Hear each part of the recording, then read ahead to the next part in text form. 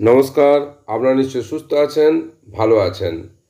আপনি যদি 1997 HS pass করে থাকেন বা তারপরে এইচএস পাস করে থাকেন, অর্থাৎ আপনার রেজিস্ট্রেশন যদি 1995-96 শিক্ষাবর্ষে বা তারপরে হয়ে থাকে, তাহলে এই ভিডিওটা আপনার কাজে লাগতে পারে।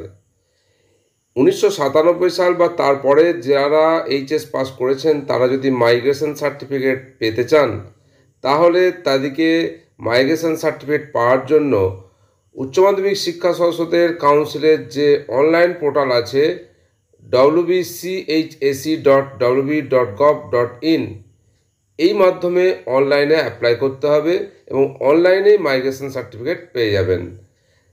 কোনো মাইগ্রেশন সার্টিফিকেট আর হার্ড কপিতে বা অফলাইনে দেওয়া হবে না 1997 সাল বা তারপর থেকে পাস করা ক্যান্ডিডেটদের।